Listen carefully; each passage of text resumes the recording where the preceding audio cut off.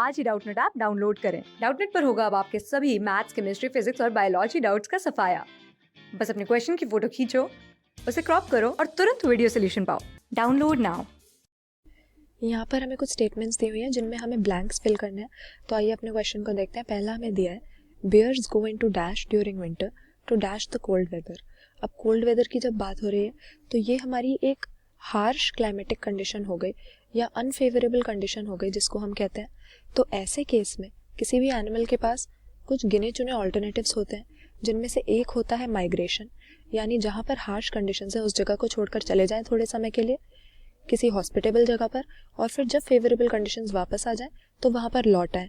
लेकिन bears migratory habit रखते नहीं हैं और जहाँ वो रहते हैं, पोलर बेयर्स की अगर हम बात करें तो बहुत ठंड हो जाती है पोलर रीजन्स में, इसीलिए कोल्ड वेदर में सर्वाइव करना उनके लिए बहुत मुश्किल है। तो इस केस में वो माइग्रेशन के बजाय एस्केप इन टाइम का जो मेथड है वो यूज़ करते हैं। इसमें वो अपनी मेटाबॉलिक प्रोसेस को बिल्कुल स्लो डाउन करके बहुत लंबे टाइम के लिए सो जाते हैं और इसको हम हाइबरनेशन कहते हैं। तो हमारा जो पहला ब्लैंक है, बेयर्स किस में चले जाते हैं? हाइबरनेशन में चले जाते हैं विंटर के दौरान कोल्ड वेदर को एस्केप करने के लिए। तो फर्स्ट ब्लैंक में हाइबरनेशन होना चाहिए और दूसरे ब्लैंक में होना चाहिए एस्केप।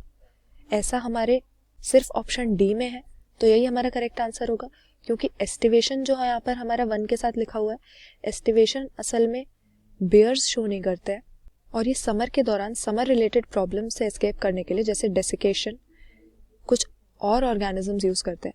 तो ये यहाँ पर हमारा नहीं होगा आंसर, हाइबरनेशन और एस्केप होना चाहिए।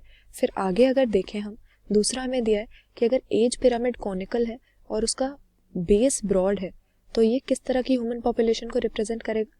Represent dash human population.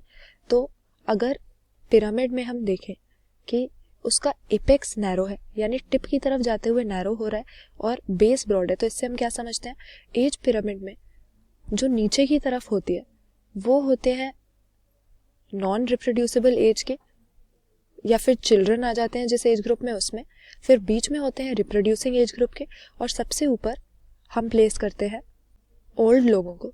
तो ऐसे में अगर बेस ब्रॉड है मतलब कि प्री रिप्रोडक्टिव और रिप्रोडक्टिव एज के बहुत सारे लोग हैं, तो इस तरह की जो ह्यूमन पॉपुलेशन है उसमें इंक्रीज आएगा, क्योंकि रिप्रोड्यूसिबल एज में भी बहुत लोग हैं और उससे पहले भी जो उसको एंटर करने वाले हैं ऐसे बहुत सारे पॉपुलेशन में मेंबर्स हैं। तो ऐसे में पॉपुलेशन बढ़ेगी।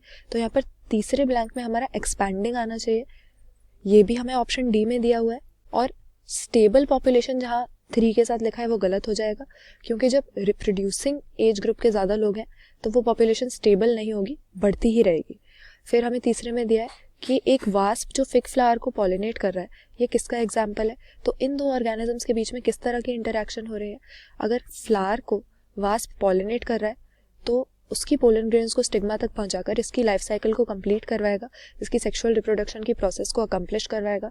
तो जो वास्प है वो तो इस फ्लावरिंग प्लांट के लिए बेनिफिशियल है ही, लेकिन जो पॉलिनेटिंग एजेंट होते हैं वो भी उस फ्लावरिंग प्लांट से कोई ना कोई बेनिफिट रीप करते हैं। और इस वास्प के केस में हम जनरली देखते हैं कि फिग के फ्रूट के अंदर वो अपने एग्स ले करता है और जब इस एग से इसके यंग वंस निकलते हैं तो फिग का जो फ्रूट है उसके ऊपर फीड करके ये न्यूट्रिएंट्स डिराइव कर लेते हैं।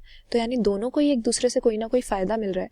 तो इस तरह के एसोसिएशन को, जब दोनों जो ऑर्गेनिजम्स हैं वो कोई ना कोई बेनिफिट डिराइव कर रहे हैं, हम म्यूचुअलिज्म कहते हैं या सिम्बायोसिस कहते हैं। तो यहाँ पर फोर्थ में हमारा म्यूचुअलिज्म होना चाहिए, कमेंसलिज्म जहाँ लिखा है वो गलत हो जाएगा।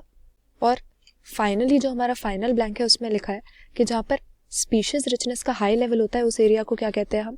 तो इकोलॉजिस्ट ने दुनिया में कुछ ऐसे एरियाज चूज किए हैं जहाँ पर बायोडाइवर्सिटी बहुत ज़्यादा है, यानी कई तरह के अलग अलग फ्लोरा फौना पाए जाते हैं, और इसके अलावा एंडेमिज्म भी ज़्यादा होगा, यानी एंडेमिक स्पीशीज है वहाँ पर जो और कहीं नहीं पाई जाएंगी। इनको इन्होंने बायोडाइवर्सिटी हॉटस्पॉट डिक्लेयर कर दिया ताकि इनकी कंजर्वेशन अच्छे से स्ट्रिक्टली की जा सके और मास एक्सटिंक्शन जो हो रही है उसके रेट को रिड्यूस किया जा सके। तो यहाँ पर हमारा होना चाहिए कि क्या कहते हैं हम इस तरह के एरिया को जहाँ पे स्पीशीज रिचनेस और एंडेमिज्म ज़्यादा हो, हम उसे बायोडाइवर्सिटी हॉटस्पॉट कहते हैं। तो ये 5 के साथ हॉटस्पॉट आना चाहिए। हमारे ऑप्शन डी में सभी ब्लैंक्स का करेक्ट आंसर दिया हुआ है, तो ये हमारा सही आंसर यहाँ पर हो जाएगा। क्लास 6 से 12 से लेके नीट, IIT, जेई, मेंस और एडवांस के लेवल तक 10 मिलियन से ज्यादा स्टूडेंट्स का भरोसा। आज ही डाउनलोड करें डाउटनेट ऐप या व्हाट्सएप कीजिए अपने डाउट्स 8400 400 400 पर।